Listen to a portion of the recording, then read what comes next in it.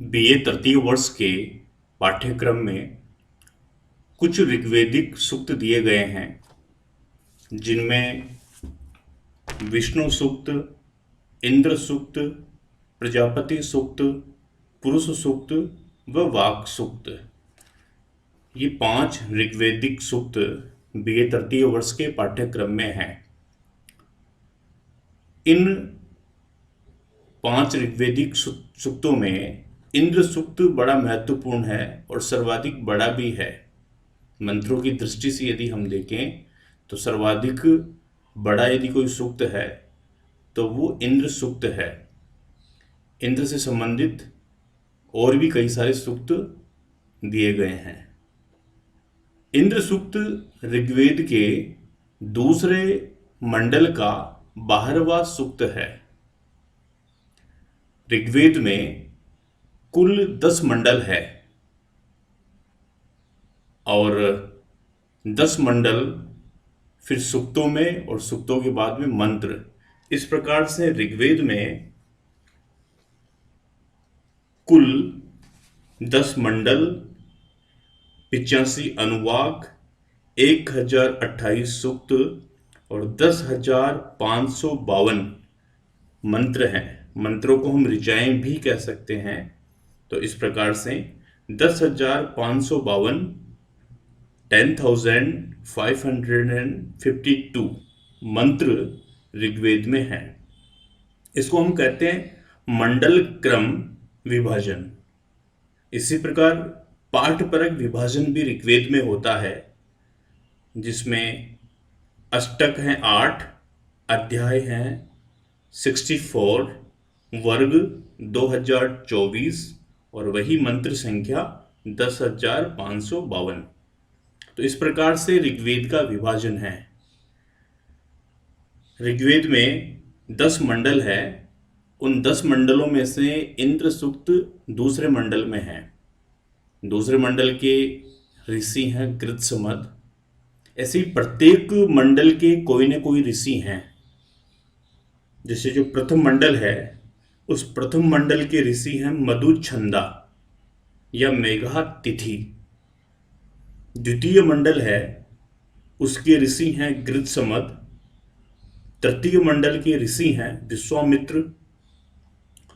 चतुर्थ मंडल के ऋषि हैं वामदेव। पंचम मंडल के ऋषि हैं अत्रि। छठे मंडल के ऋषि हैं भरद्वाज। सातवें मंडल के ऋषि हैं वशिष्ठ। आठवें मंडल के ऋषि हैं कण्व व अंगिरस के वंशज। नौवें मंडल, जिसको पौमान मंडल भी कहते हैं, उनके ऋषि हैं सोम देवता। और 10वें मंडल के ऋषि भृगु। इस प्रकार से 10 मंडलों में अलग अलग ऋषि हैं। इंद्र सूक्त के देवता स्वयं इंद्र है और छंद इसमें त्रिष्टुप है। ऋग्वेद में उसको किस लय में गाया जाए या उस मंत्र की लय कैसी होगी, लय तय करता है छंद। तो ऋग्वेद में या वैदिक साहित्य में 21 प्रकार के छंद माने गए हैं, जिसमें गायत्री, ऊष्णिक, अनुष्ठुप, त्रिष्टुप, जगति, पंक्ति, इस प्रकार के 21 छंद हैं। उन 21 छंदों में त्रिष्टुप और अनुष्टुप 2 छंद बड़े महत्वपूर्ण हैं। ये जो त्रिष्टुप छंद है, इस त्रिष्टुप छंद में 4 पाद होते हैं और एक पाद में 11 मात्राएं होती है। इस प्रकार से कुल 44 वर्ण, एक पाद में 11 वर्ण और कुल त्रिष्टुप छंद में 44 वर्ण होते हैं, 44 वर्ण होते हैं। इंद्र सूक्त में ये जो ऋग्वेद का दूसरे मंडल का 12वां सूक्त है, इसमें कुल मंत्र संख्या 15 है। और ऋग्वेद, जैसा कि मैंने पहले भी बताया, ऋग्वेद सबसे बड़ा सूक्त है। ऋग्वेद देवता की स्तुति लगभग 250 सूक्तों में की गई है। तो ऋग्वेद में इंद्र देवता का बड़ा एक महत्वपूर्ण स्थान है। इसमें इंद्र का जो वज्र है, ऐसा माना जाता है कि इंद्र दुष्टों का जो विनाश है, राक्षसों का जो विनाश है, वो अपने वज्र से करते हैं। क्योंकि सभी श्लोकों में लगभग ये दिया गया है, स जनास इंद्र है, स जनास है इंद्र है, यानी इंद्र देवता की महिमा इन्होंने बताई है। तो इंद्र के वज्र का निर्माण त्वष्टा तथा रथ का निर्माण ऋभुओं ने किया। कई बार 2 नंबर में ऐसा प्रश्न पूछा जाता है महाविद्यालय की परीक्षाओं में या प्रतियोगिता परीक्षाओं में कि इंद्र के वज्र का निर्माण किसने किया। फिर वो 4 अलग अलग प्रकार के ऑप्शंस देते हैं। तो इंद्र के वज्र का निर्माण त्वष्टा ने किया। इंद्र ने अपने जन्म से ही बहुत महत्वपूर्ण और बड़े बड़े कार्य किए जो सामान्य लोगों के लिए करना संभव नहीं था। ऐसे बहुत ही महान और बड़े बड़े कार्य इंद्र ने किए। इंद्र ने वृत्र यानी अहि ऐसे एक बहुत बड़े दुष्ट राक्षस को मारा। शुष्ण, विप्रु, संबर, नमुची, रोहिण ऐसे तत्कालीन युग के बहुत विनाशकारी और दुष्ट प्रवृत्ति की राक्षस थे, जिसका विनाश कर इंद्र ने संपूर्ण सृष्टि की रक्षा की। इंद्र ने इस संपूर्ण पृथ्वी पर इनका विनाश करके बहुत बड़ा उपकार किया। इसलिए हम एक महान देवता के रूप में इंद्र को पूजते हैं। हॉपकिंसन एक महान विचारक हुए हैं पाश्चात्य देश से। इन्होंने इंद्र को विद्युत की संज्ञा दी व वृत्र को बादल की संज्ञा दी। और इंद्र और साथ ही ये भी मानता है कि विद्युत और मेघ में जिस प्रकार का संघर्ष होता है, उसी प्रकार का संघर्ष इंद्र और वृत्र के मध्य हुआ। यानी विद्युत और मेघ का संघर्ष ही इंद्र और वृत्र का संघर्ष था, युद्ध था।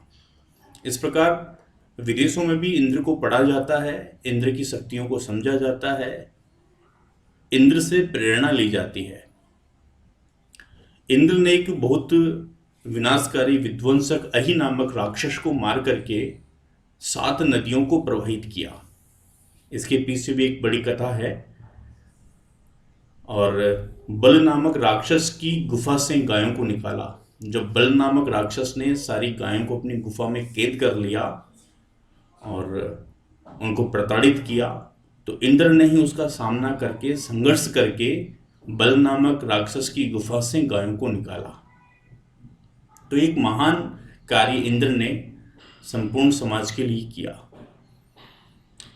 अग्नि को उत्पन्न करने वाला भी इंद्र को ही माना जाता है। उसमें कहा है, यो अस्मनो रंत्र अग्निम जजान, जिसने पत्थरों के बीच अग्निम जजान, अग्नि को उत्पन्न कर दिया, अग्नि को पैदा कर दिया। उसके जो पूरा श्लोक है उसमें कहते हैं कि जिसने मेघ को वितीर्ण करके 7 प्रमुख नदियों को प्रवाहित किया। 7 प्रमुख नदियों को प्रवाहित करने के बाद, जैसा कि मैंने बताया, कि बल की कैद से गायों को मुक्त कराया, और जिसने मेघों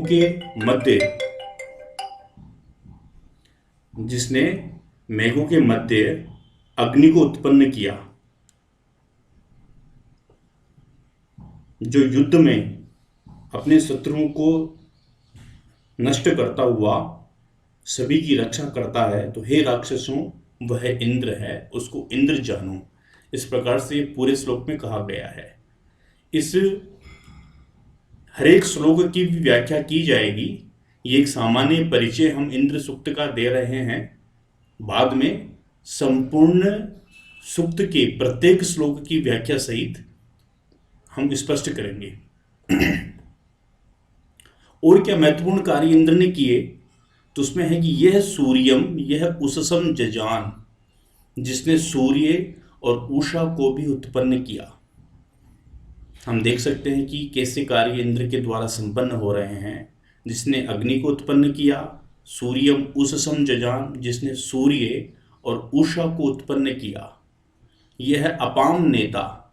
नेता नयति इति, जो ले जाता है, अपाम यानी जल को, जो जल को ले जाता है। कई बार हमने सुना भी होगा अपने बुजुर्गों से कि वर्षा का देवता इंद्र है, बारिश आती है तो हम इंद्र भगवान की पूजा करते हैं। इस प्रकार का प्रचलन हमारी संस्कृति में प्राचीन काल से ही रहा है। तो जो जल को ले जाता है वह कौन है? वह भी इंद्र है। इंद्र अपने वज्र से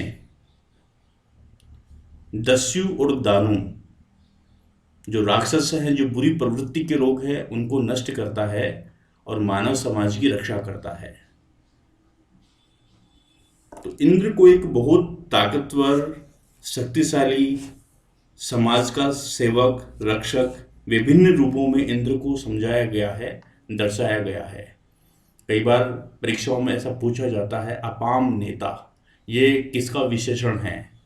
4 वहाँ पर ऑप्शंस हो जाते हैं, अग्नि, इंद्र, विष्णु या वाक।